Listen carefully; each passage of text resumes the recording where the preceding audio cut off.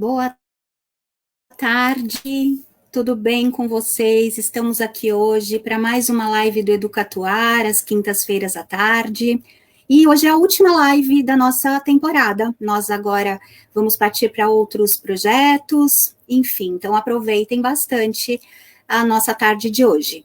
E hoje nós vamos conversar um pouquinho a respeito dos aprendizados com a pandemia. E eu trouxe aqui alguns convidados que vão falar sobre os aprendizados que eles tiveram, tanto pessoalmente quanto na função que eles exercem nas diferentes instituições. Então, vamos chamá-los. Vamos lá.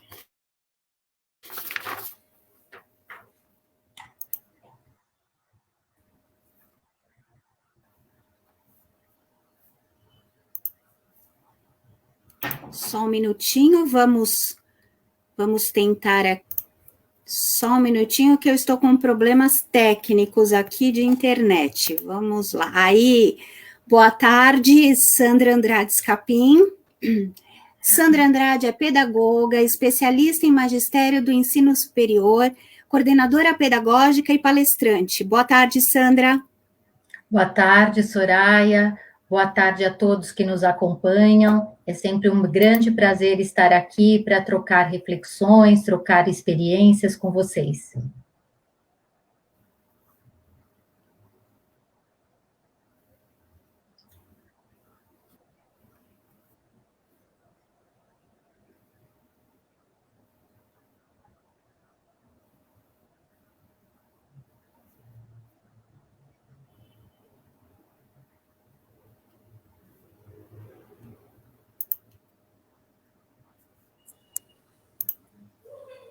Eu peço desculpas que eu estou com um problema hoje aqui na conexão. Só um minutinho. Eu já chamei o Alfredo, mas eu peço que aguardem, peço desculpas. Alfredo, você me ouve? Sim, perfeitamente. Ok. Alfredo Ribas é superintendente da Secretaria de Estado da Educação de São Paulo, pós-doutor em Educação pela PUC São Paulo e Ciência, Tecnologia e Sociedade pela UFSCar e doutor e mestre em Educação pela Unicamp. E tem como temas de estudos e pesquisas financiamento da educação, política educacional e gestão escolar. Bem-vindo, Alfredo. Muito obrigado pelo convite. Boa tarde a todos e a todas. Vamos trocar um pouco de experiências, contar um pouco da perspectiva do supervisor, como é que está essa questão da pandemia e os novos desafios nesse chamado novo normal que nos aguarda.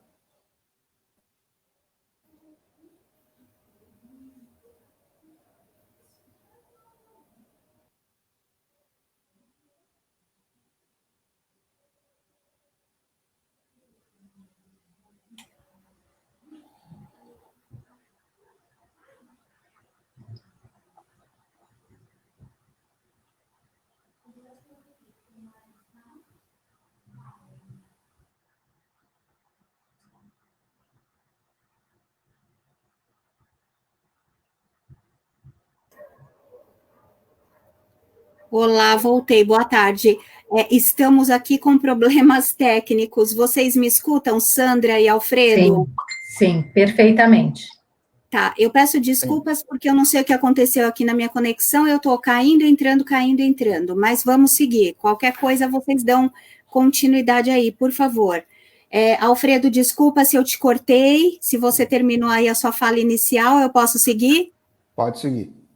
Tá bom, então vamos lá para a próxima, Amélia César Henriette, próxima convidada, graduada em Letras, Português e Inglês, com especialização em Linguística pela Unital, graduada em Pedagogia pela UNAR, professora na Secretaria de Estado da Educação de São Paulo, professora de inglês e diretora da Escola Estadual Ministro Costa Manso. Bem-vinda, Amélia.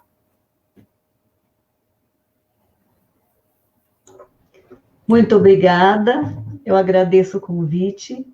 É um prazer estar com vocês, poder trocar experiências e aprender também muito com vocês. Nessa tarde fria, gelada, né? Nós estamos aqui nos reunindo para aquecer até os nossos corações.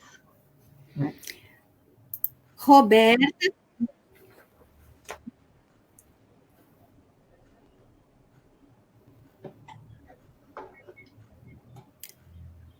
Roberta de Freitas Teodósio, mestranda em Educação, Estudos e Pesquisa em Gestão e Práticas Educacionais pela Uninove, graduada em Pedagogia pelo Mackenzie e gestora no Centro de Educação Infantil Coração de Maria, pertencente ao Instituto Clarete. Boa tarde, Roberta. Boa tarde, Soraya. Boa tarde a todas e a todos. Agradeço, primeiramente, o convite, né, dessa pessoa incrível que é a Soraya, que eu tive a graça de trabalhar por um tempo juntas. E hoje vamos refletir um pouquinho sobre os nossos relatos da prática, o que a pandemia nos trouxe de ensinamento, né, na função que eu exerço atualmente, que é a de gestão na educação infantil.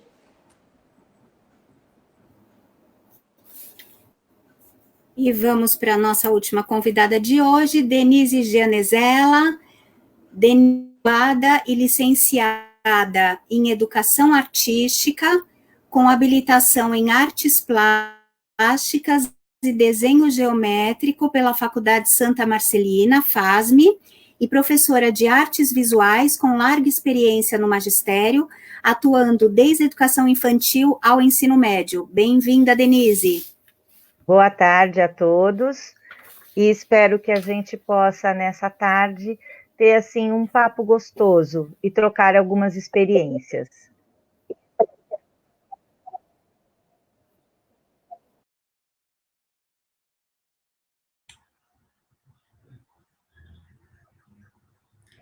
Hoje a conexão está um pouquinho difícil, né? Mas eu penso que nós possamos aí começar a bater o nosso papo e conversar um pouquinho do que temos aprendido em relação a esse período tão atípico na nossa vida, né? E pensando nisso, eu estou começando, Soraya, posso começar? Vamos ver se ela está me ouvindo. Não, então eu vou dar continuidade. Então, pensando um pouquinho... Claro, né? pode, fica à vontade. Eu acho que eu vou desligar minha internet. E aí nós damos continuidade por aqui, sem problemas. Eu penso que, na verdade, nós vivemos um momento único, não é verdade? E esse momento único, é claro que estabeleceu algumas experiências diferenciadas para cada um de nós, e para as pessoas que nos assistem também. Eu acredito que essa pandemia, ela escancarou muitas das desigualdades que nós temos no nosso país, infelizmente, sejam desigualdades sociais, desigualdades no âmbito da educação. Infelizmente, nós também não conseguimos estabelecer uma política unificada por todo o país, no sentido de garantir uma contenção maior dessa pandemia, né? E faltou também uma percepção de muitas pessoas que, ao perceberem que cuidando de nós mesmos, nós estamos ajudando a cuidar do outro. Mas que essa experiência, na verdade, seja ela positiva ou negativa, eu acredito sempre que qualquer experiência, ela traga aprendizagem. E eu penso que são experiências que trazem aprendizagens para a nossa vida, seja no aspecto pessoal ou no aspecto profissional. Então, eu pensei em trazer aqui algumas reflexões para vocês, primeiro no aspecto pessoal. Eu acredito que essa pandemia nos oportunizou, nesse momento, uma descoberta ou uma redescoberta de novos talentos, né?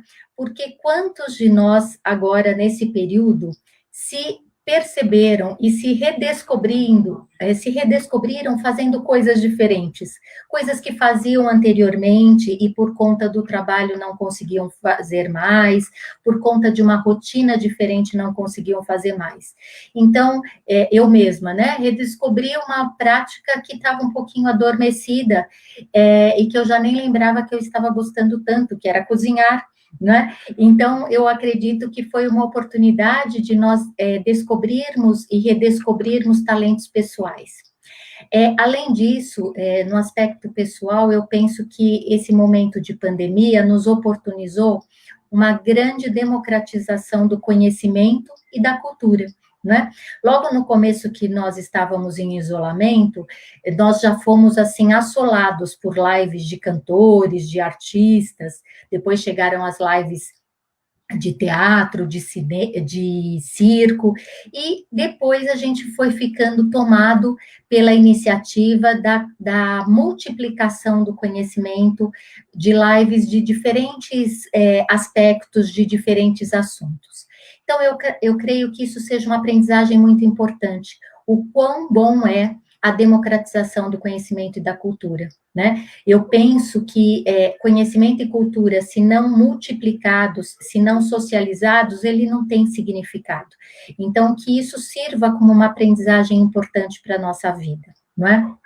Também penso que uma outra aprendizagem que nós vivemos nesse período de isolamento foi o fato de nós revermos as nossas prioridades.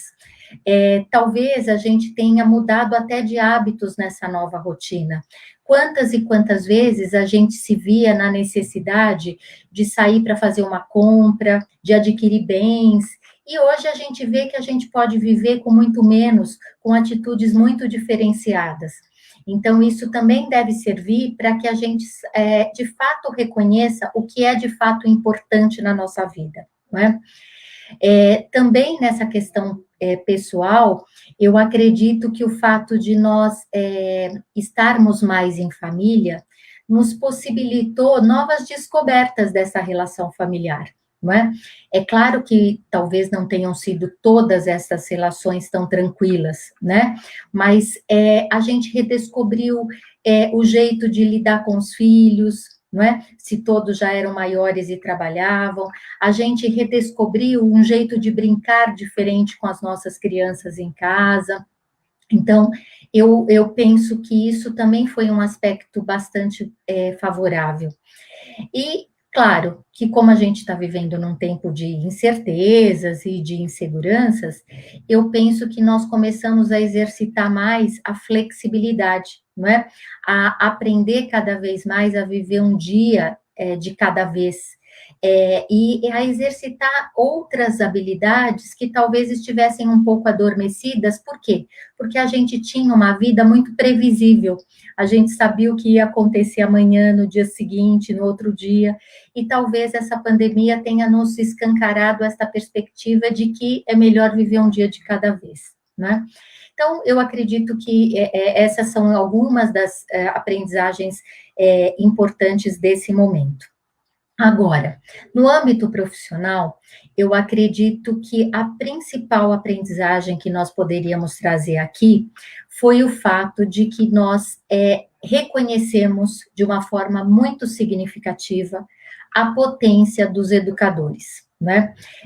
O quanto o educador está sendo valorizado neste momento, porque ele reinventou a sua prática, ele reinventou a sua forma de interagir com o seu aluno, ele reinventou a sua forma de trabalhar com o conhecimento. Então, naquele momento em que as portas das escolas se fecharam, foi o professor o responsável por manter essa escola aberta, por manter essa escola viva, por manter essa escola conectada com o nosso aluno, não é? E essa conexão com o nosso aluno, eu penso que foi fundamental, porque nesse tempo de incerteza, eu acredito que o fato de mantermos uma rotina com os nossos alunos foi extremamente positivo para também garantir uma certa estabilidade na vidinha deles, não é?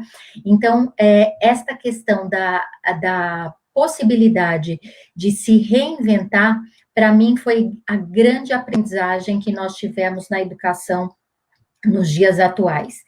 E a valorização desse professor, né, pela família, pela sociedade, que viram que o professor conseguiu reestruturar o seu trabalho de uma forma bastante positiva. Uma outra aprendizagem que me parece bem oportuna agora é a questão da valorização das habilidades socioemocionais. A BNCC trouxe para a gente, este ano, um desafio de implantação no ensino fundamental, de modo que nós trabalhássemos as habilidades do conhecimento, juntamente com as habilidades socioemocionais, e isso seria um grande desafio para todos nós. E nunca nós tivemos tanto que pensar e administrar as questões socioemocionais no nosso dia a dia, não é verdade? E agora vamos ter que administrar ainda mais. Por quê? Porque nós estamos às vésperas aí de um novo começo e nós teremos que trabalhar com um acolhimento aos nossos alunos sem precedentes, porque nós não sabemos a realidade que eles viveram nas suas casas nesse período. E competirá a nós acolhermos, assessorarmos naquilo que for preciso.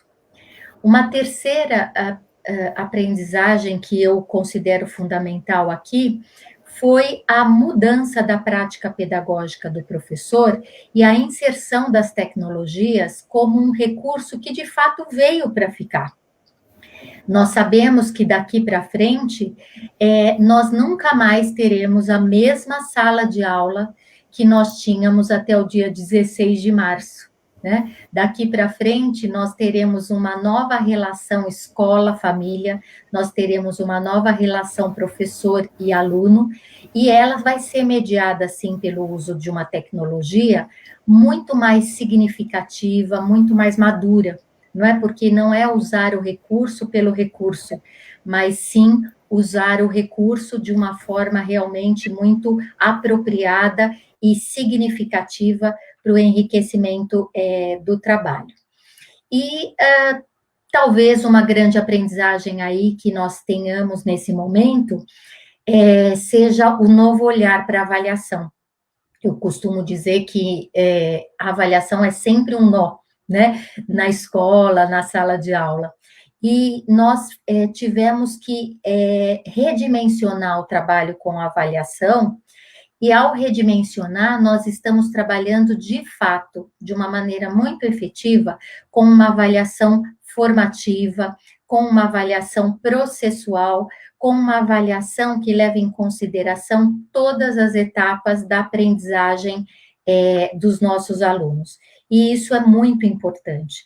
Então, eu acredito que estas aprendizagens, no âmbito pessoal ou no âmbito profissional, com certeza nos tornarão pessoas melhores, mais capacitadas e mais prontas para a transformação da sala de aula. Acho que eu trouxe aqui a maioria das aprendizagens que nesse momento eu considero que são relevantes. Vou deixar agora o espaço para os meus colegas que também vão partilhar suas percepções. O Alfredo talvez pudesse continuar, Alfredo? Sim. Inicialmente, novamente, agradecer o convite, a presença de todos e de todas, e eu vou falar da perspectiva da condição de supervisor de ensino, na Diretoria de Ensino Região Centro, e até explicar um pouco o que é o trabalho do supervisor. Ele acompanha as escolas públicas, as escolas privadas de ensino fundamental, ensino médio e educação profissional. Então, é aquele que se dirige às escolas para acompanhar o que as escolas estão desempenhando, tanto no aspecto pedagógico e administrativo. Então, é uma atuação basicamente de orientação e acompanhamento. Estou nessa atividade há 16 anos e, obviamente, não imaginava que fosse acontecer algo como estamos vivendo, mas aqui cabe um detalhe, né? Alguns estudiosos, alguns governantes, já indicavam que isso poderia acontecer. E pesquisas foram iniciadas e pesquisas foram paradas porque não se deram o devido entendimento, a devida ênfase ao que estava por vir e acabou chegando. Isso não quer dizer que novas não virão, né? Essa pandemia ensinou a todos nós, seja do ponto de vista pessoal ou profissional, diversas coisas. Eu vou elencar aqui algumas delas. Primeiro, na rotina de supervisor, basicamente, o contato maior sempre foi com o diretor, com o secretário, com o pessoal da secretaria, também com o professor, mas nesse momento, em função de encontros virtuais como esse, se expandiu um pouco mais o leque, tendo alcance com pais, com alunos, ou seja, outros segmentos da comunidade escolar que até então tinha, mas era menor. E com essa forma que nós estamos vivendo, isso se ampliou um pouco mais. Então, foi um ganho interessante, e essa estratégia de conversar com um público diverso me parece que veio para ficar. Me parece não, ela veio para ficar. Tanto que no estado de São Paulo foi instituído algo que se chama de Centro de Mídias, que foi a ferramenta utilizada para que os professores chegassem até os alunos, assim como a televisão, mas principalmente o Centro de Mídias, e que, inclusive, já está definido que ele veio para ficar e vai subsidiar em diversas outras atividades, ainda durante a pandemia, mas, obviamente, que pós-pandemia. Eu queria chamar a atenção de alguns pontos importantes, que, como a Sandra mesmo falou, sobre as desigualdades sociais, que elas sempre existiram, desde o dia 22 de abril de 1500, né? Elas só se intensificaram e agora ganharam muito mais visibilidade, e precisou até criar um sistema de subsídio às famílias mais carentes, do tal do auxílio emergencial, que inicialmente era de R$200, mas foi definido, depois de negociação política, a R$600. E que se não tivesse, né, inicialmente 3 parcelas, depois viraram 5, que se não existisse, o quadro social ia ficar pior do que está, né? Então, por mais que os dados do IBGE demonstrem, os livros e os artigos de revistas de economia e de sociologia demonstrem, a desigualdade entre nós, ela é muito evidente. Todo mundo via, todo mundo sabia, só que agora ela ficou muito mais gritante, né? Uma outra coisa que, decorrente disso, que essa pandemia pode nos ajudar a pensar, é que certos problemas que são estruturais podem se tornar permanentes, ou eles podem começar a ser alterados, desde que nós tenhamos, evidentemente, uma motivação pessoal, política e social para que isso comece. Ou seja, os problemas estruturais da sociedade brasileira e da educação, em particular, podem e devem iniciar esse processo de alteração desse quadro, porque é um quadro bastante significativo. Só para dar um exemplo, o estado de São Paulo tem 3.500.000 alunos, mas, obviamente, que pelo menos 1 milhão deles, pelo menos, ficaram fora do acesso ao centro de mídias, ficaram fora do acesso à televisão, ou seja, ficaram fora desse processo. Então, é toda uma discussão que já se coloca da necessidade de um resgate desses alunos, para que, primeiro, que eles voltem para a escola, e, segundo, que se resgate todo esse conhecimento que, de alguma maneira, não foi devidamente trabalhado. Okay? Uma outra coisa que ficou evidente, já me era evidente, mas acho que para o maior número de pessoas ficou evidente, é a questão da ciência, da educação e da informação. Da ciência, porque pode-se dizer que há uma unanimidade mundial atrás da vacina. Né? Se há um projeto hoje mundial, é o projeto quem vai chegar à vacina e como ela vai chegar a todos nós. Então, a ciência, né? A ciência dizendo o que pode ser utilizado para combater e aquilo que não pode ser usado, a educação como um fator determinante de formação das pessoas, de esclarecimento, a imprensa, né? A mídia, seja ela a mídia tradicional, seja a mídia, as novas mídias que estão colocadas, imprescindíveis, precisam ser reforçadas nesse sentido. Então, essas 3 áreas, educação, ciência e informação, né? Do ponto de vista assim, mais da minha atividade profissional, o supervisor ele se torna cada vez mais um importante elo de comunicação entre escola e dentro da escola, com os diversos segmentos, não só diretor, não só vice, vários outros segmentos precisam ter esse contato maior com o supervisor. O supervisor nunca foi, né, um bicho-papão, muito pelo contrário, ele está lá para orientar a tudo e a todos, né? E esse é um fator importante que, desde o dia, não do dia 16, Sandra, mas no meu caso foi desde o dia 18, eu todo dia atendo alguém, seja da escola pública, seja da escola privada, seja por WhatsApp, seja por e-mail, seja por telefone, ou seja, ainda tem e tem que permanecer esse elo de comunicação entre todos. E a supervisão, ela cumpre um papel fundamental nesse processo, né? E em função disso, em função dessa atuação que existe, o verificar como é que as coisas estão acontecendo. Nós sabemos que as coisas não acontecem de forma igual em todos os lugares, seja na escola pública, seja na escola privada. Não. Há uma dinâmica na escola pública e cada escola pública tem a sua especificidade, assim como nas escolas privadas. Então, como não podemos generalizar, a escola pública é assim, também não podemos generalizar que a escola privada é assado, porque tem particularidades, e essas particularidades é que a supervisão vai precisar olhar com bastante cuidado para ver se aquilo que foi definido, que foi a substituição de 200 dias mais 800 horas, apenas agora com 800 horas, como ela está se dando e como que ela se dará caso retornarmos previsto para o dia 8 de setembro. Não estou aqui afirmando que voltaremos, estou dizendo que há previsão. E pós-pandemia, esse acompanhamento fundamental. E é acompanhar, ou seja, saber o que aconteceu, as dificuldades, né, o que pode e a diretoria de ensino ajudar em todo esse processo, né? E aqui, como nós temos um público básico formado por pessoas de diversas áreas, em especial da educação, eu reforço a ideia de que a supervisão precisa ser aquele que auxilia, que colabora, que orienta, que assessora as escolas, tanto a escola pública quanto a escola privada. Okay?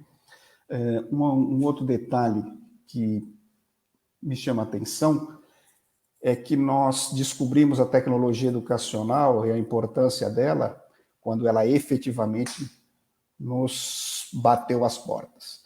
Se nós tivéssemos, nós, quando eu falo, governos e a sociedade civil, e em especial a área da educação, investido mais em tecnologia educacional, provavelmente o impacto seria um pouco menor. Então, como eu disse, 3.500.000 alunos, pelo menos 1 milhão ficaram fora. Se tivéssemos investido em tecnologia educacional um pouco lá atrás, provavelmente, quando ela viesse, a pandemia, o impacto seria menor. Não que não existiria desigualdade, exclusões. Sim, mas seria menor. Deixamos passar.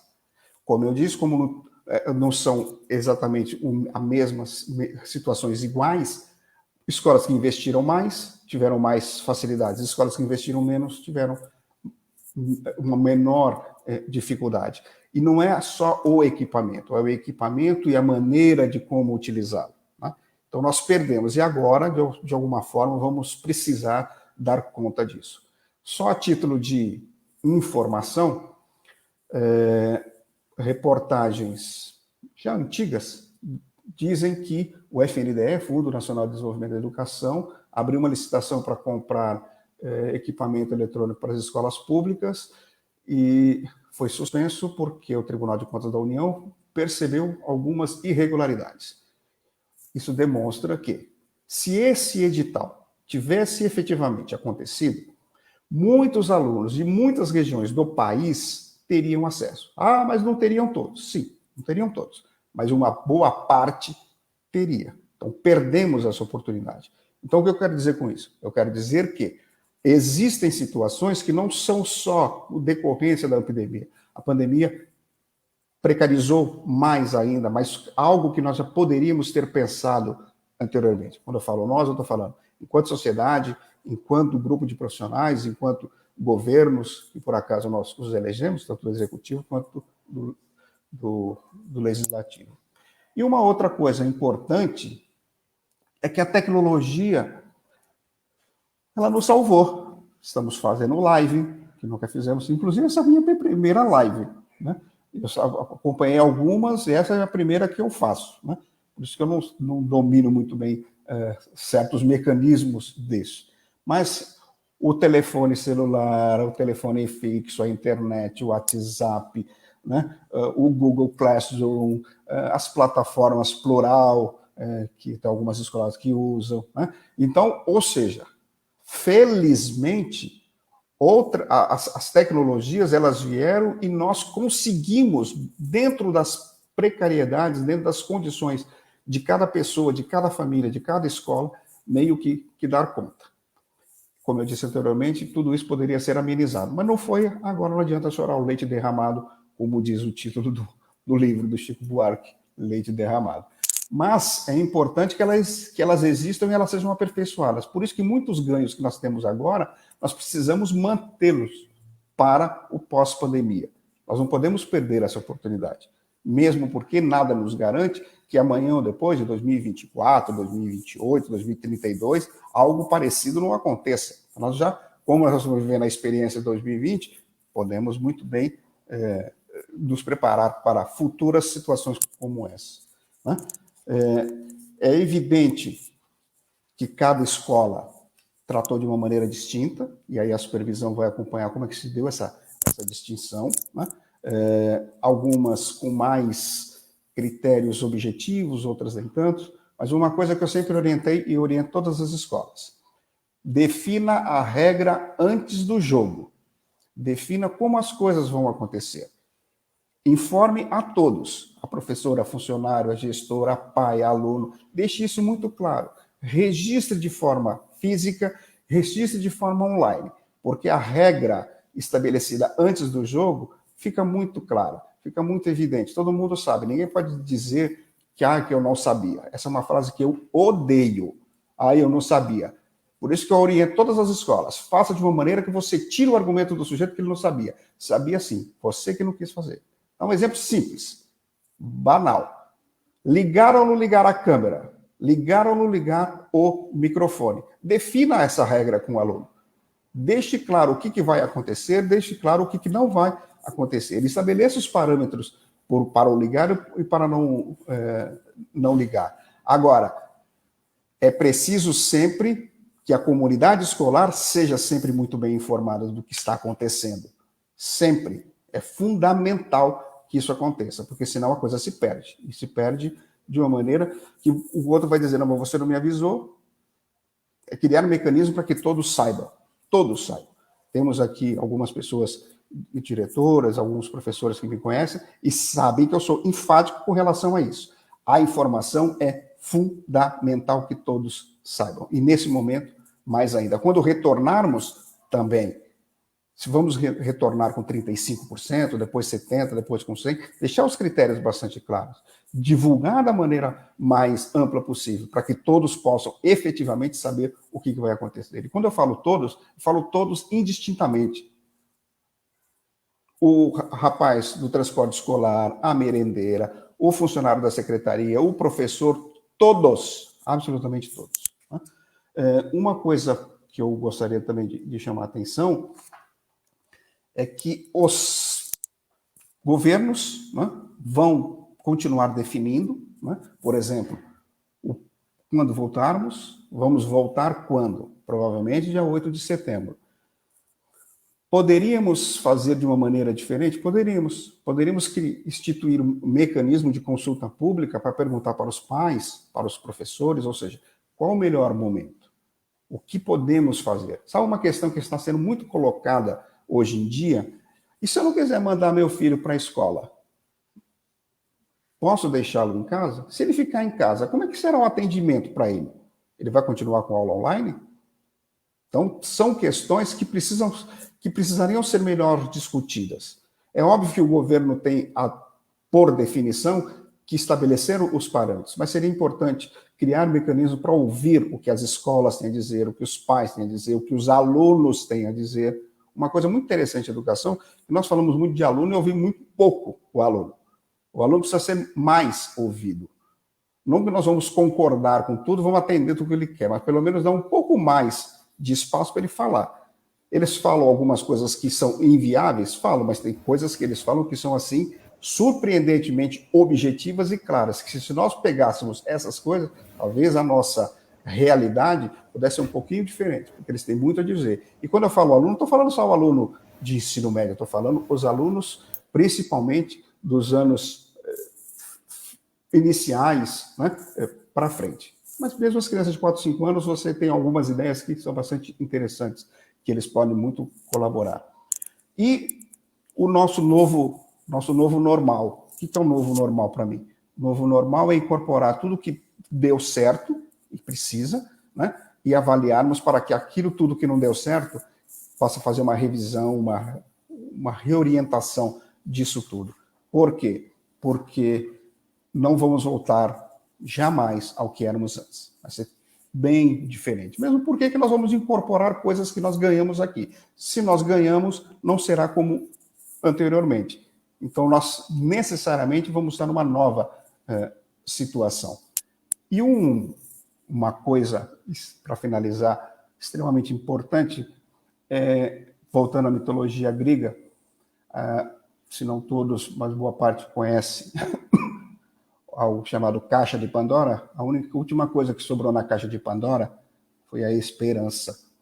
E como diz o Mário Sérgio Cortella, não é a esperança do verbo esperar, é do verbo esperançar, ou seja, das coisas boas que poderão vir se nós soubermos avaliar bem o que aconteceu, que nós possamos criar na nossa realidade individual e na realidade coletiva coisas melhores, né? Melhores.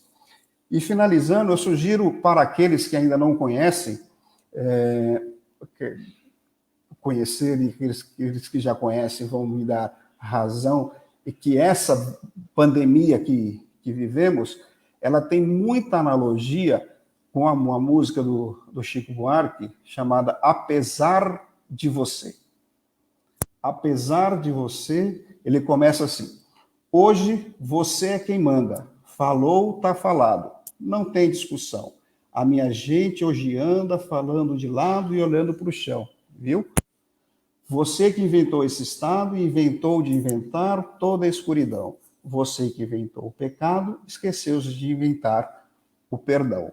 Ou seja, essa pandemia, ela não foi para a pandemia que o Chico Buarque escreveu a letra, mas ele, com essa letra da música Apesar de Você, nós podemos olhar para ela e falar: muitas coisas boas podem acontecer se nós efetivamente nos dedicarmos para isso. Muito obrigado a todos e desculpe pelo estourado do horário. Muito obrigado. Imagina, Alfredo, muito obrigada pelas suas contribuições muito ricas, né? E nós, na verdade, enquanto educadores, precisamos sempre esperançar, não é? E inspirar os nossos alunos e cada um de nós, nas funções de gestão, inspirarmos os nossos professores para que também cultivem a esperança nos nossos alunos. O Alfredo trouxe uma reflexão muito importante sobre o quanto é preciso investir em educação, ciência e informação. E nós podemos ser protagonistas desta mudança social na nossa atuação, seja como diretores, seja como supervisor, como professores, coordenadores. Muito obrigada, Alfredo. Com certeza, nós estamos acrescentando múltiplas aprendizagens para todos nós. E agora eu vou convidar, a Soraya conseguiu voltar aqui para a nossa sala. Soraya está nos ouvindo? Sim, estou. Soraya? Desculpem, peço desculpas. Hoje está bem difícil aqui em casa, eu não estou conseguindo. Eu entro, saio, enfim. Eu vou abordar um pouquinho o que eu gostaria de falar na introdução. Caso vocês não me escutem mais, por favor, vocês me mandem um não ou escrevam para mim, por favor, no chat, mas eu vou falando, tudo bem? Vocês estão me ouvindo? Perfeito.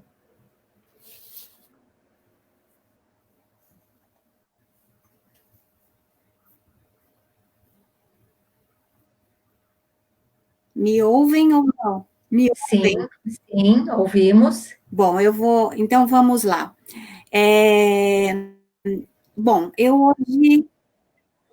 então eu vou dar continuidade. Hoje eu vou iniciar minha fala falando um pouquinho a respeito de um pensamento que semana passada eu ouvi da Viviane Mosé, que falava sobre o sofrimento, né? O que era o sofrimento? Que o sofrimento faz com que a gente seja maior do que somos, faz com que a gente amadureça, faz com que haja a ampliação do nosso psiquismo. E 2009 foi um ano bastante difícil, e as pessoas falavam, nossa, eu não vejo a hora que esse ano acabe, não é mesmo? Que chegue logo 2020. Enfim, 2020 chegou, novas expectativas nós tínhamos, novos sonhos, e de repente, em 3 meses, as nossas certezas, elas não eram mais as mesmas, nossos sonhos já não eram mais possíveis, pelo menos da forma como nós tínhamos pensado, o mundo tinha mudado. E aí nós pensamos, e agora, o que fazer? A escola não seria mais a mesma, o mundo do trabalho não funcionaria mais da mesma forma, os contatos pessoais já não poderiam ocorrer da mesma maneira, enfim, nós tivemos que nos reinventar, nós tivemos que pensar em adaptações, em inovações, em mudanças, e o que parecia para nós ser tão conflituoso, na verdade... Ela caiu novamente. Então, o que parecia ser tão conflituoso acabou nos oportunizando novas aprendizagens, novas propostas e novos caminhos. E é sobre eles que a gente está partilhando aqui. A gente está partilhando essa experiência dos novos caminhos que nós trilhamos, para que a gente possa partilhar com os nossos colegas de profissão tudo de bom que esses novos caminhos vão nos ensinar. Então, agora eu vou passar a palavra para a Amélia, para ela também trazer as reflexões dela, enquanto, neste momento, diretora de escola. Não é, Amélia? Vamos lá? Boa tarde a todos. Sim, é isso mesmo. Eu sou professora de uma escola PEI, aqui na capital, e eu vou começar com Raul Seixas. Enquanto o Alfredo terminou, eu vou iniciar. E foi assim, no dia em que todas as pessoas do planeta inteiro resolveram que ninguém ia sair de casa. Como se fosse combinado em todo o planeta, naquele dia, ninguém saiu de casa, ninguém. É aquela música, o dia que o mundo parou, que a Terra parou, né? E eu digo, o professor saiu de casa. O professor trouxe o aluno para dentro de casa, né? Ele escancarou a sua casa, ele transformou a sua casa numa sala de aula. E esse período de pandemia, que foi, assim, uma loucura na cabeça de todo mundo, eu dividi em 6 etapas, e vou ser muito rápida em falar delas, porque como é que diz? É algo que ainda me incomoda muito, né? Essa sensação de não saber até quando ela vai continuar. Então, nós tivemos uma primeira fase na escola em que não havia professor, aluno, nem coordenador, nem o vice. Todo mundo de recesso. Depois, uma segunda fase, alunos, professores e professores coordenadores em férias, né? E a rotina da escola acontecendo normalmente, né? A parte administrativa tendo que ocorrer. O Alfredo está aí de prova, né? Eu, como diretora, tinha a minha supervisora lá comigo, me apoiando, né? essa segunda fase se confunde muito com a terceira e com a quarta, porque com a volta dos alunos, nós ao mesmo tempo tivemos que enfrentar doação de alimentos, né? Doação de material, né? Entrega de material para aluno. Tivemos ainda um programa na Secretaria da Educação do Estado de São Paulo, que era o Merenda em Casa, que era um aplicativo que os pais tinham que baixar no celular, e, mãe de Deus, aquilo tirou o sono, porque eles não sabiam usar o aplicativo de aproximação na hora de fazer o pagamento. Então, eu me senti, às vezes, uma babá de pai, babá de aluno, porque eram pequenos problemas, mas que eu nunca tinha sido a protagonista para ajudar a resolver, né? Eu tinha que saber acessar para poder ensiná-los. Então, eu acredito que essa fase de os alunos voltando remotamente, como voltaram, né? Distribuição de material, foi um momento, assim, da educação no estado de São Paulo que iria protagonizar também mais problemas, porque eles não sabiam como trabalhar dentro do centro de mídias. Foi outra maratona fazer com que aqueles alunos que nunca tinham usado um e-mail institucional conhecessem o e-mail institucional deles, acessassem o centro de mídias. E por que eu insisto, como o Alfredo mesmo fala, no centro de mídias ele já tem até a presença garantida, né? O professor tem como saber, como contabilizar a presença do aluno. Então, era muito importante que esse aluno acessasse, e não só pela TV. Mas os problemas não pararam aí, não. Eu tinha funcionário sem acesso. Eu tinha funcionário sem internet em casa. Eu tinha funcionário que se sentia incapaz de fazer qualquer coisa em casa, porque não tinha os equipamentos mesmo. Ele não tinha uma internet, ele não tinha um celular, ele não tinha um computador, porque na escola o acesso é livre, né? Mas na própria residência nem sempre é assim, né?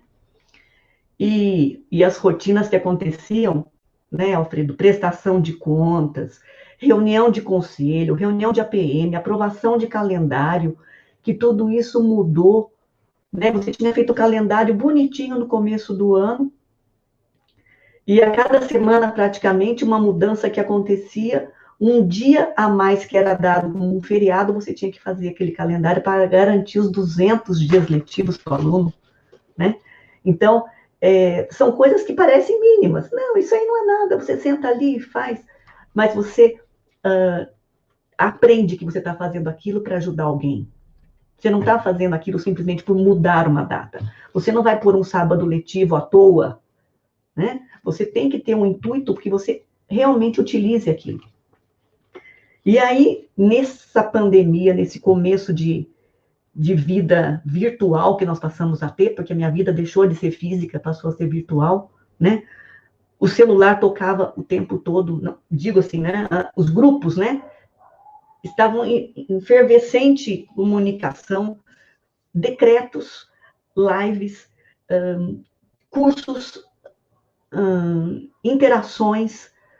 Então, até para a gente, né, novinhos como somos, né, entrarmos toda nesse mundo tecnológico também não é fácil. Então, foi um outro aprendizado, né?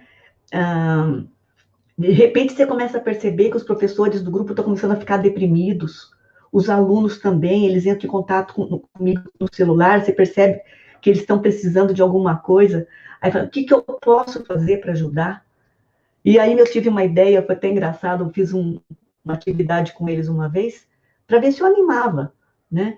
Eu pedi que eles me dessem um número de música, perdão, me dessem um nome de uma música que tivesse marcado a vida deles, no particular, e fiz um jogo com eles numa sexta-feira à noite, e eles tinham que descobrir quem era o professor que tinha dado aquela música como a música que ele mais gostava. Ou seja, estavam tentando descobrir pela personalidade do professor quem é que tinha escolhido aquela música. E aquela brincadeira, gente, durou 2 horas e meia entre os adultos. tá? Porque eram colegas tentando descobrir quem é que era o professor que tinha escolhido, por exemplo, Pixinguinha, quem era o professor que tinha escolhido Lulu Santos, e coisas desse tipo. E eu senti que naquele momento eles estavam não só se conhecendo, mas também se mostrando para os demais, né? E a sexta fase, que é do amadurecimento, né? E nos faz ver que se a gente se expôs, a gente aprendeu. Aquele ficou quietinho, sentadinho no fundo, lá no fundo da sala, e não se expôs, ele não aprendeu nada. Só aprendeu quem pôs a mão na massa. Só aprendeu aquele que encarou a pandemia, encarou esse Covid, encarou essa doença, encarou esse vírus como um inimigo a lutar contra. Caso contrário, passou e não percebeu a vida passar. Porque todos nós mudamos, e muito, né? Como a Sandra mesmo disse, tivemos olhares diferentes para tudo. Passamos a ver tudo de maneira diferente, né?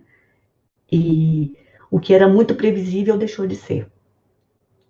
E o meu grupo, graças a Deus, é um grupo que funciona como uma engrenagem.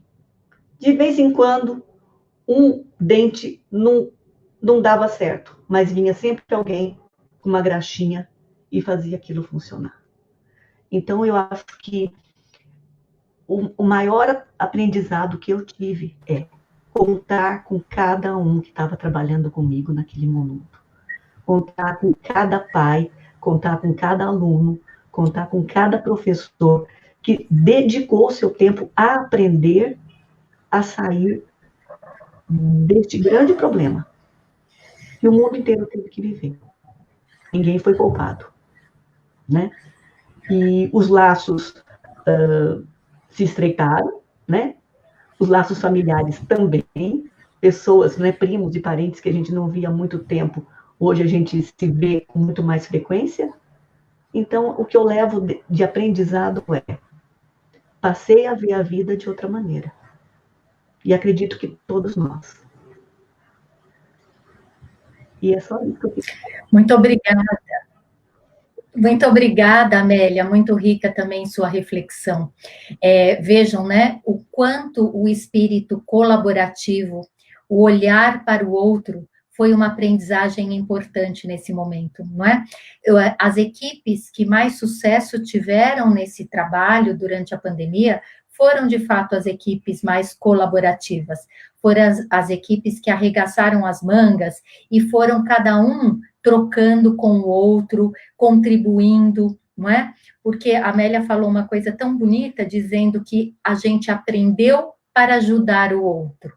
E isso eu tenho certeza que todos os professores fizeram isso, independente das facilidades ou dificuldades das suas unidades escolares. Todos os professores, todos os coordenadores, todos os supervisores, diretores, se muniram de esforços para ajudar o outro. Isso não tem dúvida. E isso é uma aprendizagem para a nossa vida.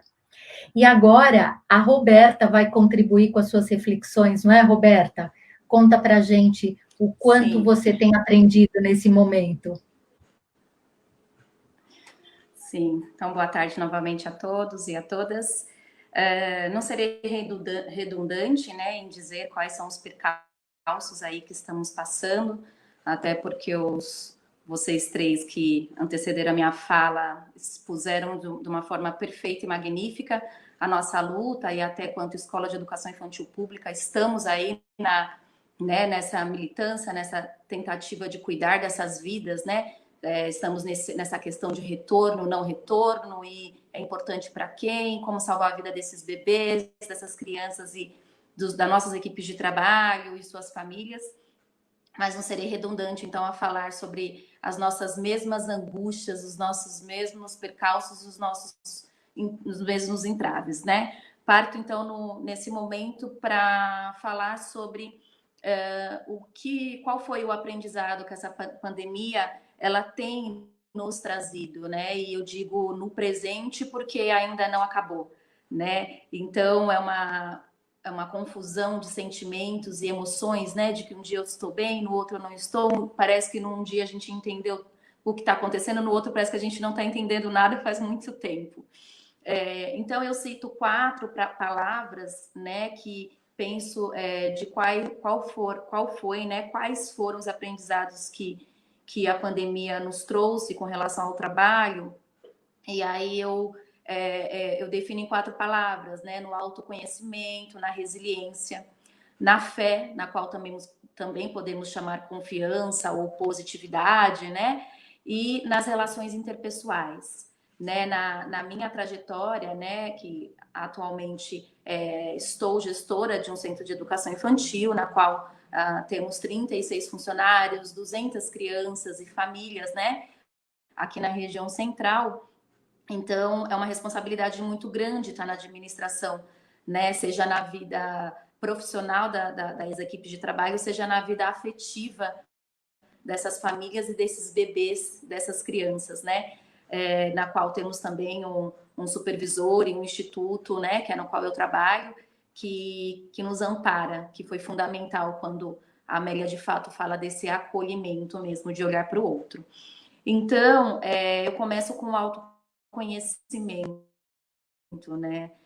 O isolamento social, ele nos trouxe essa possibilidade da conexão ou da reconexão com nós mesmos, né?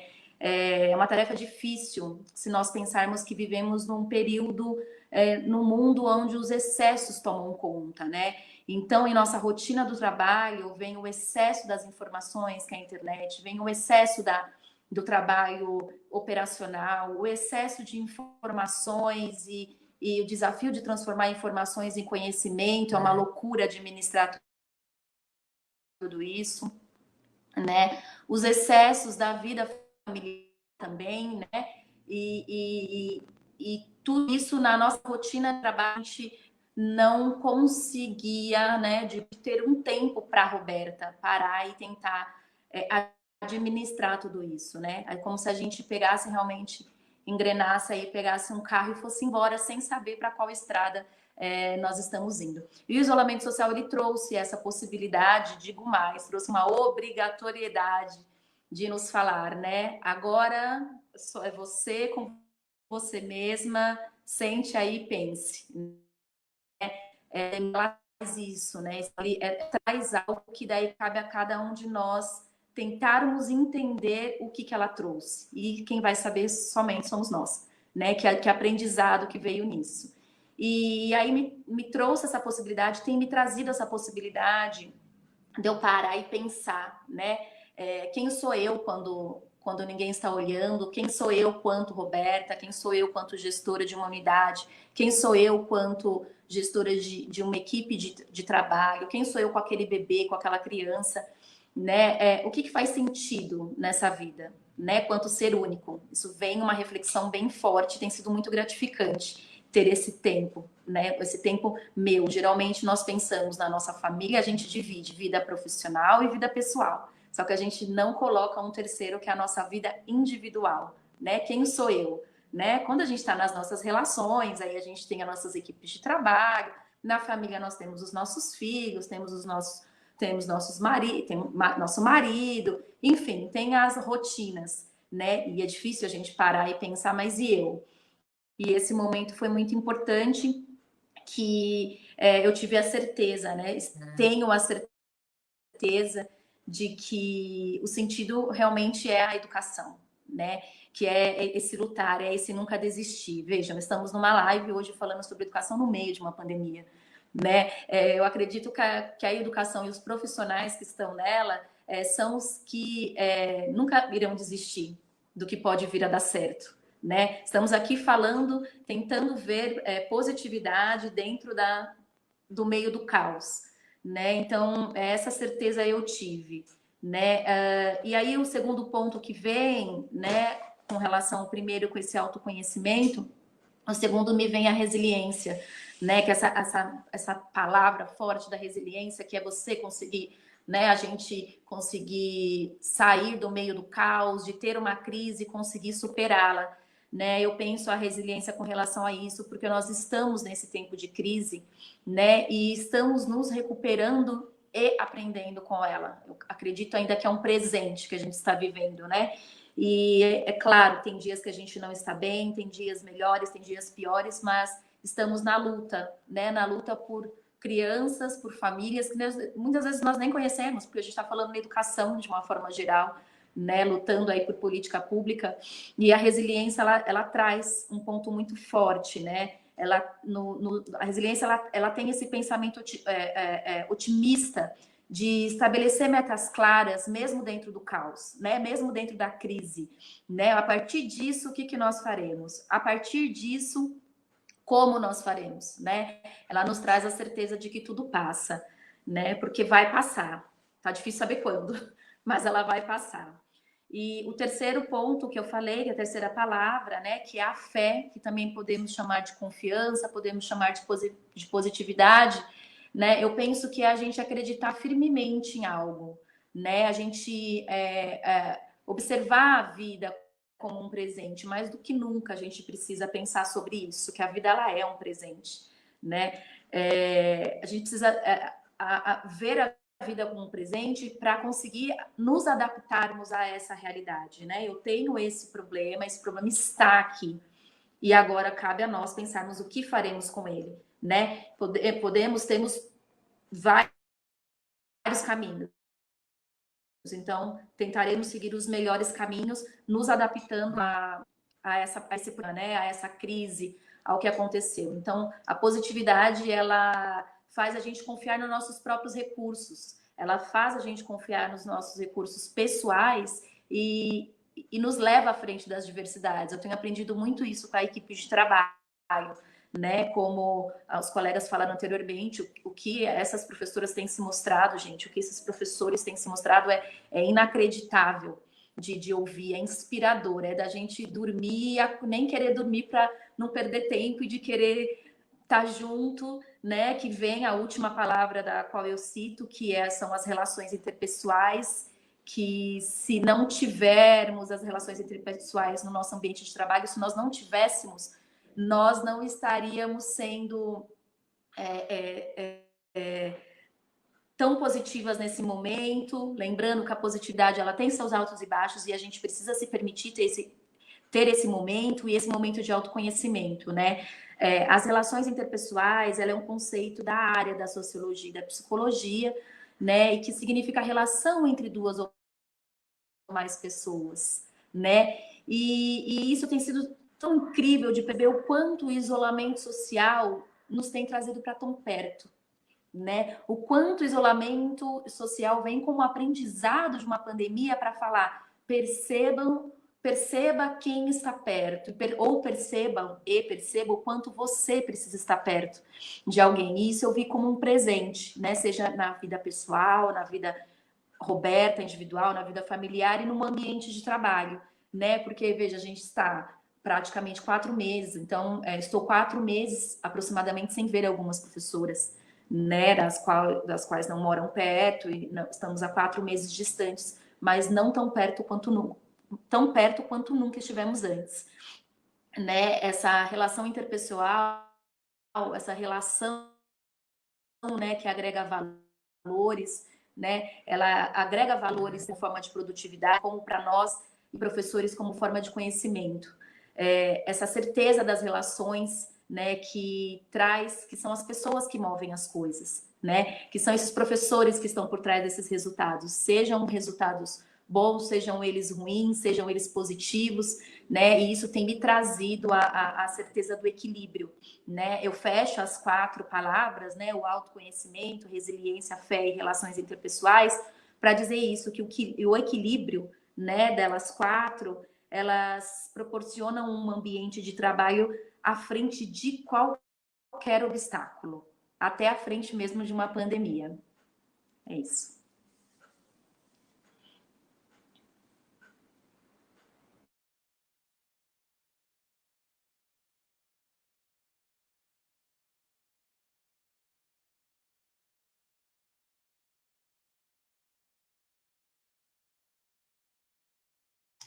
Desculpe.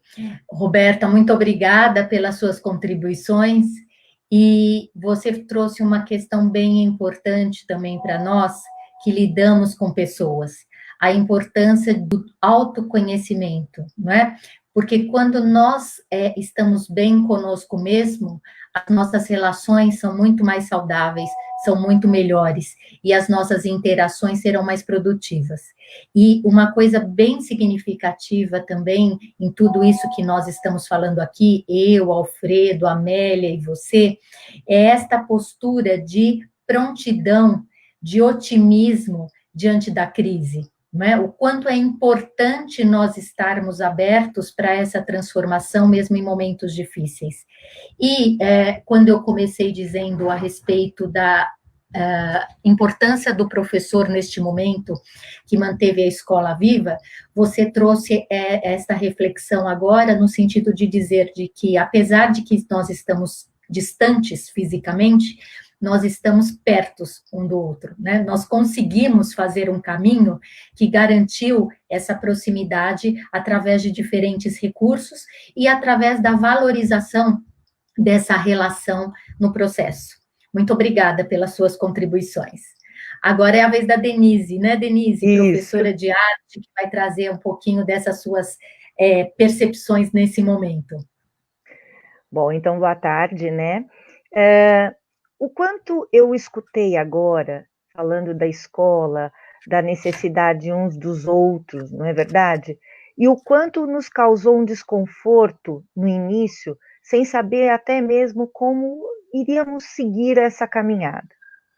Graças a alguns aparatos tecnológicos e por trabalhar numa escola particular, talvez esse princípio tenha sido um pouco mais fácil que algumas outras realidades. Porém, na sequência, você vai se deparando com alguns problemas. E nem sempre você está preparado para enfrentar todos sozinho, né? Então, essa rede que se fez para que um pudesse colaborar com o outro foi imprescindível nesse momento. São as parcerias, essa rede de apoio, tanto da escola quanto mesmo dos gestores. Eu acho que, assim, dando o material quando não era o suficiente, vendo quais as necessidades desses alunos, a necessidade dos próprios professores, as ferramentas que estavam sendo utilizadas, e aí nós nos colocamos dentro da casa desses nossos alunos.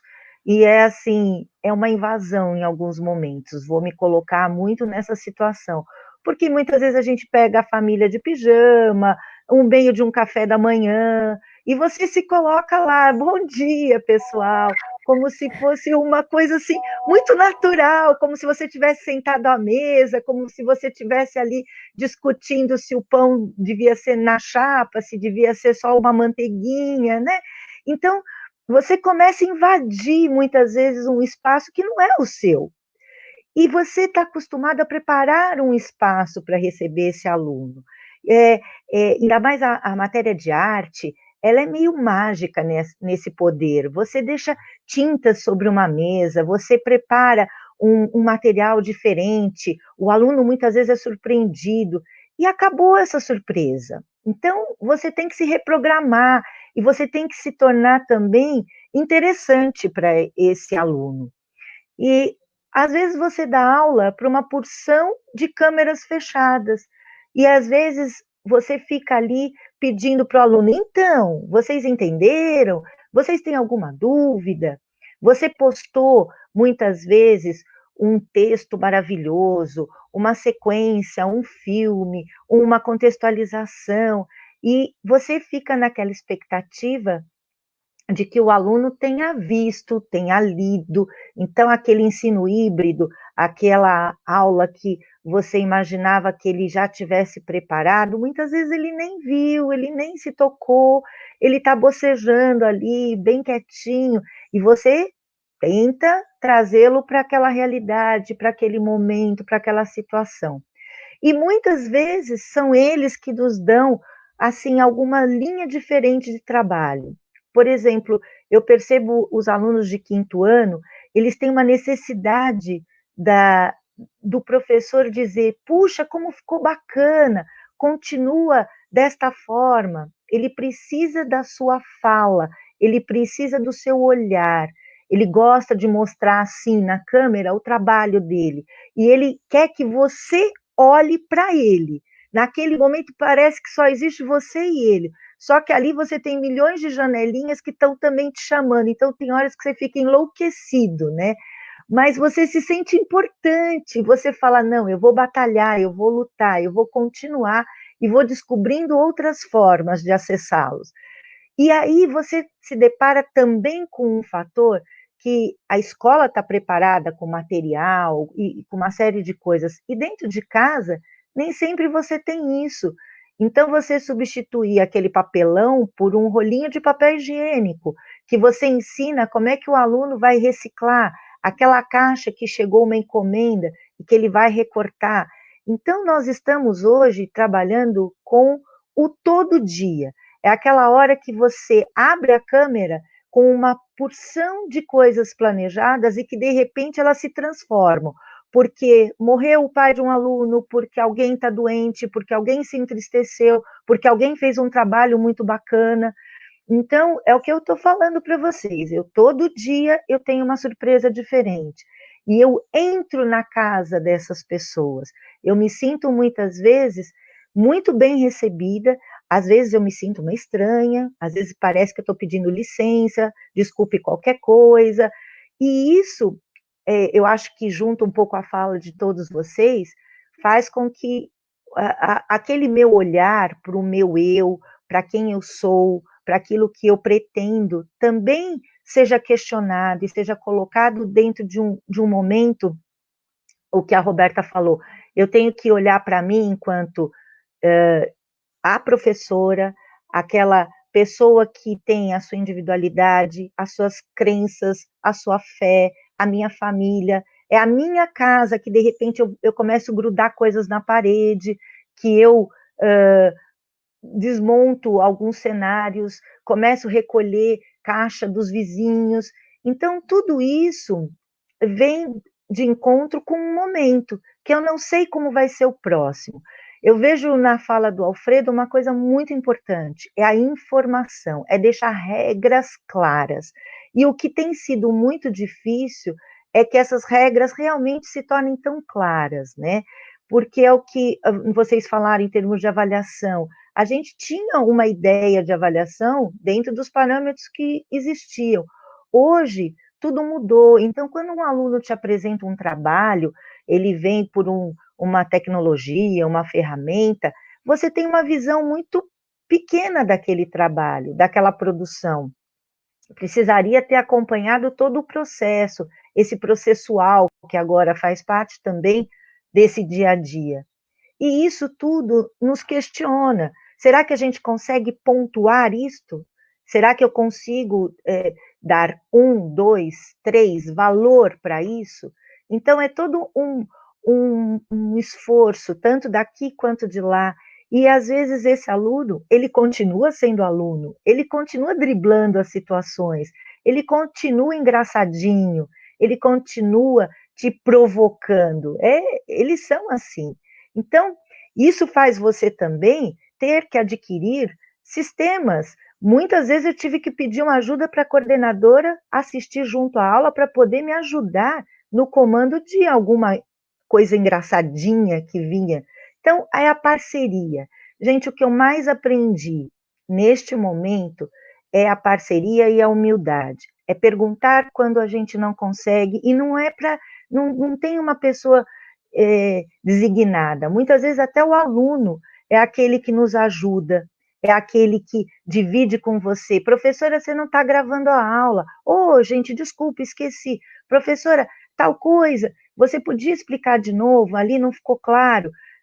Daquele filme que a gente fez para eles, com 3 horas e meia de duração, que você editou, que você ficou lá horas e horas, e no fim você pega uma folha de papel aqui, rabisca e tal, e ele entende melhor. Aí você fala, gente, vamos começar tudo de novo.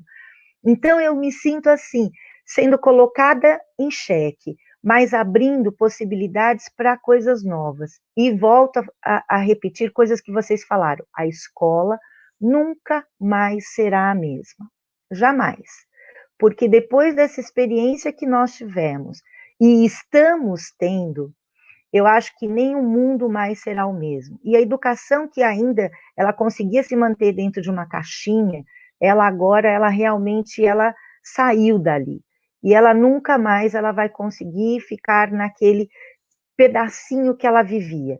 Ela agora ganhou amplitude, esse aluno está lidando com situações novas, e é o que a Amélia falou, quem quer, está ali, está buscando, está lutando, está interessado, está tirando o melhor da situação. E quem não quer, infelizmente, ficou lá atrás.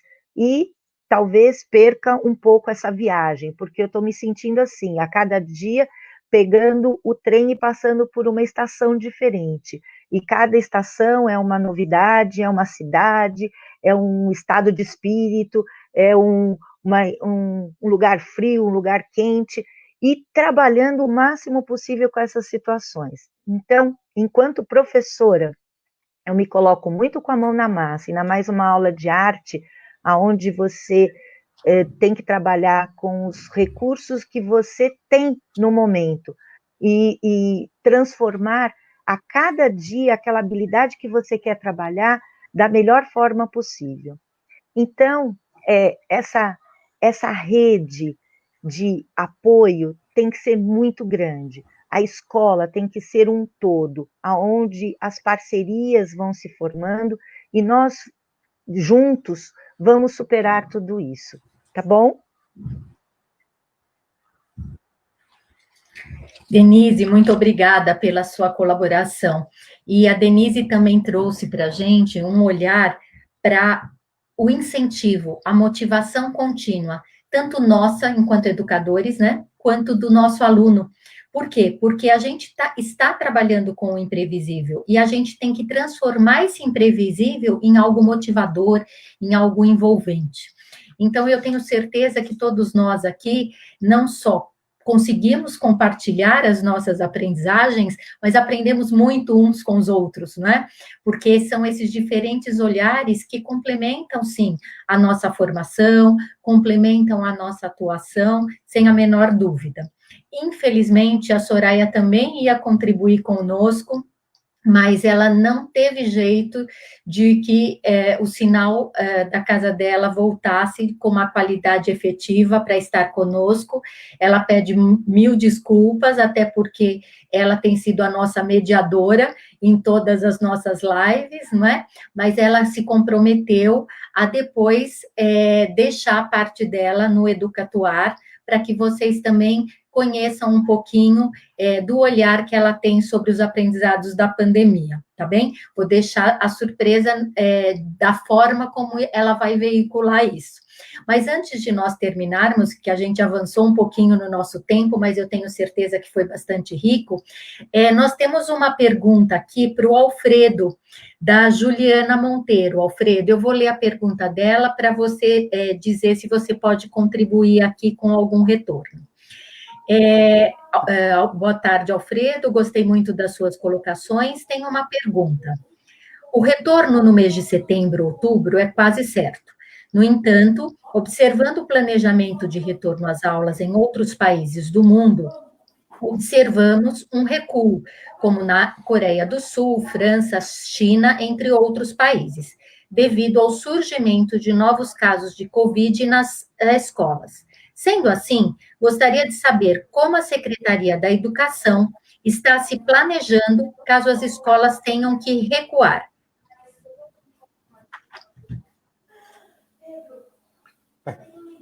Agradeço a pergunta. Só fazer uma pequena observação antes de responder a pergunta, que eu estava no meu roteiro e acabei esquecendo, sobre homeschooling. Não vamos pensar que nós estamos vivendo na atualidade homeschooling. Nós não estamos em homeschooling, nós não estamos em EAD. Nós estamos num momento de aulas online, que alguns chamam de aulas síncronas, não síncronas. Nós vivemos uma terceira situação. Isso aqui não é EAD, isso aqui não é homeschooling, isso daqui é aulas, que nós chamamos de aulas online. Tá? São coisas distintas, com metodologias próprias, específicas. Tá? É uma coisa que eu tinha que falar, mas eu acabei esquecendo. Respondendo a pergunta da colega, Juliana, a previsão é 8 de setembro, desde que o estado de São Paulo, em todas as suas regiões, esteja no amarelo, são 5 faixas, vermelho, abóbora, amarelo, verde e azul. Se todas estiverem no amarelo, dentro de um determinado período, retornaremos no dia 8 de setembro. A semana passada, o secretário de Saúde, falando para a mídia, consequentemente para a sociedade, disse que esse calendário talvez não ocorra. Por quê? Porque nós temos pelo menos 3 regiões do estado de São Paulo que estão no vermelho e que a tendência é não sair desse vermelho tão cedo. Consequentemente, existe uma possibilidade de 8 de setembro, não uma determinação. Porque, como sempre se disse, o governo do estado sempre disse, que a decisão de voltar é se as condições estabelecidas pela área da saúde propiciar isso. E tem uma outra questão. Essa questão do retorno não serão todos de uma vez. Já está definido que o retorno será inicialmente 35%, depois, no segundo momento, 75%, para chegar no terceiro momento, 100%. Então, mesmo que retornarmos no dia 8 de setembro, retornaremos 35%. A Secretaria da Educação está pensando protocolos de como receberão esses alunos. Receberão máscara, assim como todos os profissionais da educação que lá trabalham, álcool gel, ou seja, toda uma infraestrutura para receber, possivelmente no dia 8 de setembro, esses 35%. Desses 35%, não estão contemplados os grupos quem está no grupo de risco. Maiores de 60 anos, diabéticos, que têm doenças as mais variadas estabelecidas no decreto lá do governador. Bem, como nós estamos no dia 30 de julho, provavelmente amanhã, dia 31 de julho, o governador se manifeste e talvez ele faça traga alguma notícia com relação a essa situação do retorno. Mas, como eu disse, o secretário da Saúde já deu um indicativo que talvez 8 de setembro no estado não aconteça. Uma coisa que sempre se pergunta, voltará a escola pública e privada? A tendência é que voltem as duas, porque ficará muito complicado do ponto de vista técnico e do ponto de vista logístico, do ponto de vista político, liberar o retorno para a escola privada e não liberar retorno para a escola pública. Né? Aí, mesmo que as escolas privadas, né, possam argumentar, não, nós estamos cumprindo todos os protocolos de saúde. Provavelmente, se voltaremos todos dentro disso que eu falei. Se tivermos todos na faixa amarela, vamos voltar 35% fora o grupo de risco de alunos e profissionais da educação. Ou seja, podemos criar uma situação parecida que aconteceu em outros países? Pode acontecer. Pode ser que com o retorno, mesmo dos 35%, podemos ter problemas aí. E aí o acompanhamento até para verificar se vai suspender as aulas que supostamente poderão ocorrer a partir do dia 8 de setembro.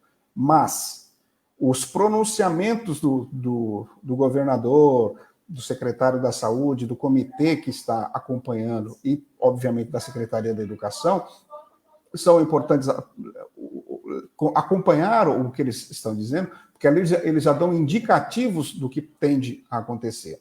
Não se esqueçam que, mais ou menos a cada 15 dias, a quarentena ela é prorrogada. Nós estamos em quarentena até 10 de agosto. Então, provavelmente, lá para o dia 5, dia 6, dia 7, haverá um pronunciamento do governador no sentido, olha, encerra dia 10 ou prorroga-se dentro do que está acontecendo no estado de São Paulo. Ok? Existe a professora Roberta da Secretaria Municipal está vinculada à Secretaria Municipal de Educação como gestora de creche. existe um debate se a Secretaria Municipal de Educação de São Paulo retorna antes desse período ou não. Me parece difícil isso acontecer, porque, se não em todos, na maioria esmagadora dos pronunciamentos do governador, está sempre presente, né, o prefeito de São Paulo. E afinando, ou em sintonia, pelo menos na grande maioria das vezes, né, nesses protocolos de saúde e também de possível retorno da escola. Então, o que tem, para sendo bastante sintético na resposta para a colega, existe uma previsão.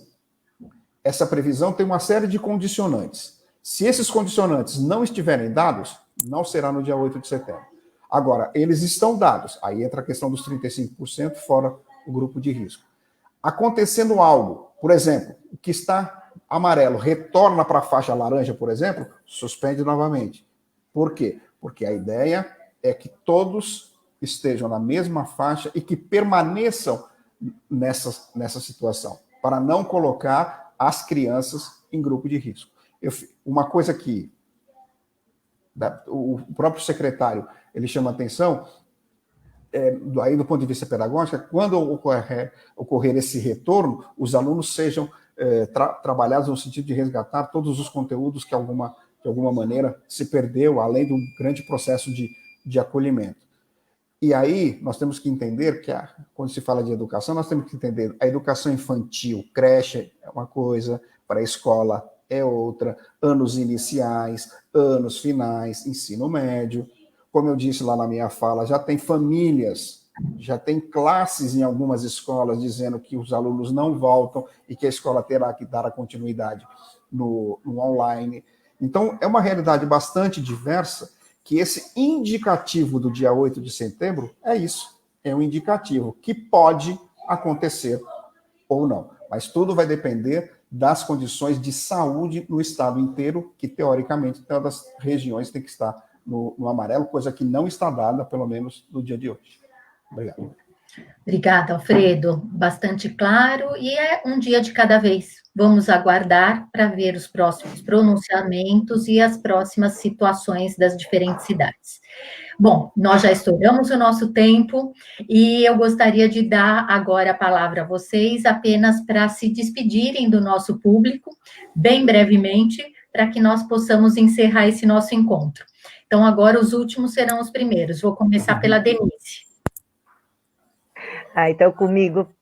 Olha, gente, esse momento foi muito importante, porque cada vez mais a gente está fazendo parcerias, conhecer pessoas novas, conhecer didáticas novas, fez com que o meu olhar também se voltasse para quem é diretor, para quem é gestor, para quem é supervisor, e acrescentasse muitas coisas, e que nós possamos passar esse momento e só deixar ele lá atrás, e que possamos também ser diferentes a cada dia, nos transformando, tá bom?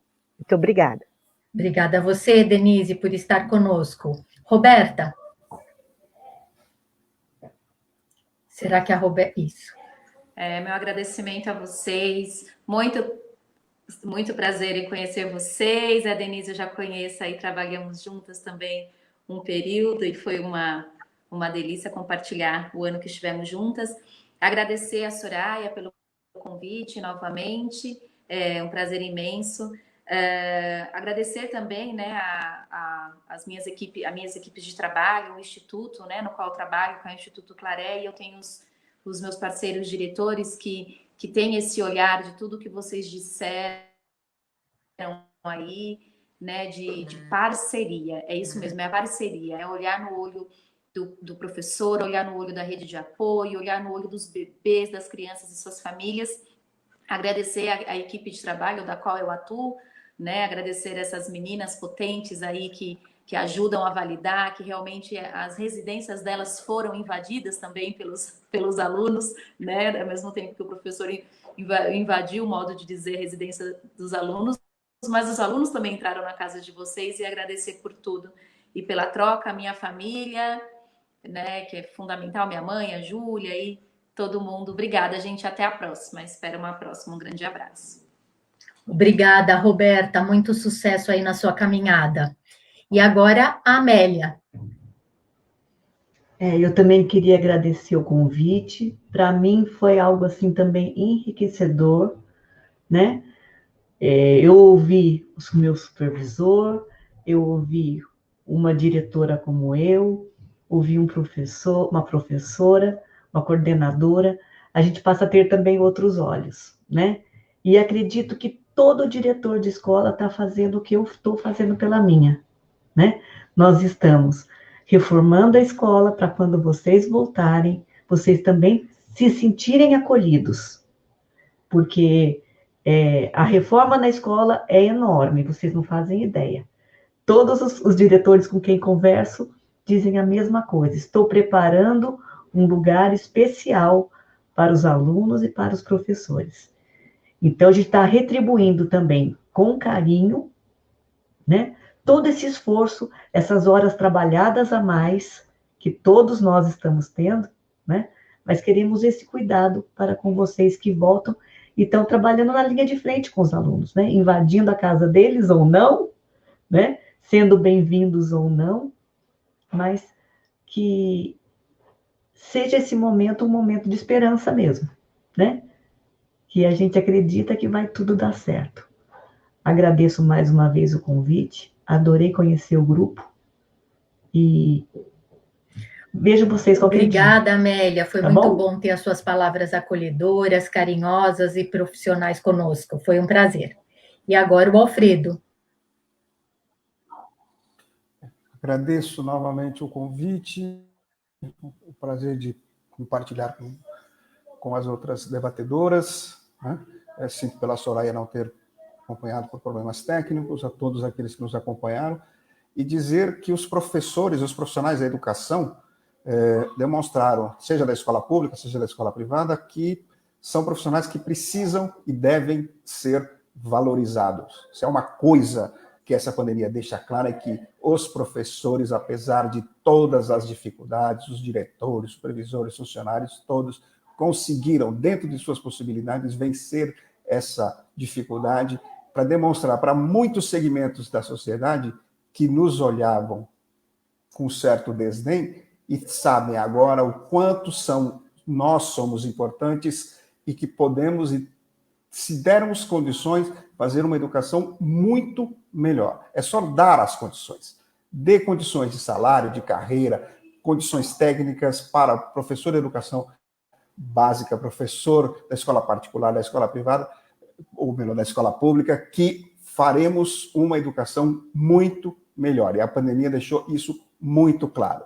Foram todos, nunca é 100% nada na vida, mas a grande maioria, se estamos na situação que estamos, no sentido de fazer o que fizemos, graças a esses profissionais da educação, que a sociedade tem que valorizar muito mais, assim como o poder público. Muito obrigado. Perfeito, Alfredo. Faço as suas palavras. Precisamos cada vez mais valorizar, sim, os educadores, dar a todos condições para que nós possamos transformar a educação nesse país. E, mais do que qualquer coisa, que nós tenhamos sempre no nosso espírito o desejo de ressignificar a nossa vida, a nossa prática, sem perder de vista toda aquela sensibilidade, todo aquele sentimento que faz parte de cada um de nós e que é fundamental nessa nossa missão, né? Não na missão no sentido do sacerdócio, mas nesta nossa atuação profissional de qualidade e importante para a transformação social. Que nós estejamos sempre muito abertos ao novo e à transformação. Eu agradeço vocês, Soraya, que infelizmente hoje teve problema e fez muita falta aqui na nossa reflexão, e a Regina, que na verdade eu gostaria de chamá-la aí para ficar ao lado do Alfredo, que a Regina é esposa do Alfredo, a Regina que faz parte também do Educatuar. Eu gostaria muito de agradecer, Regina e Soraya, a vocês quatro que participaram conosco no dia de hoje. Foi muito rico, foi extremamente positivo o nosso trabalho, e eu tenho certeza que nós também conseguimos ao longo dessa trajetória, ao longo da pandemia, conseguimos inspirar outros educadores, né, para que nós sejamos cada vez mais naquilo que fazemos, porque adoramos aquilo que fazemos, porque nos identificamos e acreditamos na nossa capacidade de transformar a educação nesse país e transformar o mundo. É a nossa parcela de contribuição, tá? Então, muito obrigada a vocês. E, como a Soraya disse, né, no começo da nossa live, nós vamos dar uma paradinha nas lives, vamos agora investir num outro processo de capacitação de professores, iniciaremos com um curso que se chamará Ensino Híbrido, a tendência para a volta às aulas, um assunto extremamente atual e necessário para esta nossa próxima etapa de trabalho. A Soraya será responsável por esse curso. As informações estão na nossa página do Facebook, do Instagram e do LinkedIn, e aqueles que tiverem interesse, o curso começa no próximo dia 6 de agosto, tá pertinho, tá bom? Então, muito obrigada. Regina, passo para você as palavras para encerrar o nosso encontro de hoje. Eu só queria agradecer pela experiência e pelo aprendizado, e as lives também aconteceram conosco nesse período de pandemia, e acho que eu concordo com tudo aquilo que vocês disseram. É um momento de... Esse está sendo um momento de muito aprendizado, e eu acho que a grande palavra, eu gostei muito daquilo que vocês falaram dentro da ideia das palavras, daquilo que traz de inspiração, e acho que a grande palavra mesmo é empatia, é a resiliência da gente conseguir aguentar essa pressão que se tornou, mas eu também acho que a gente sai mais forte. Então, eu vejo muitas coisas positivas, a relação com os alunos sai mais forte, a visão que a sociedade tem da gente sai fortalecida com essa história, e, na verdade, a gente tem que pensar sempre no aspecto bom para conseguir seguir. Obrigada, eu sou muito fã, Sandra, sua, e também da Soraya, e é uma delícia fazer parte desse trio e do Educatuar, e obrigada mesmo pela parceria, hoje foi delicioso ouvi-los, tá bom? Palmas para nós. Para nós todos educadores, né? Isso mesmo. Palmas, Soraya. Soraya, palmas para você também. Um beijo no coração. Tchau, tchau, Beijo. gente. Obrigada. Boa noite a todos. Tchau.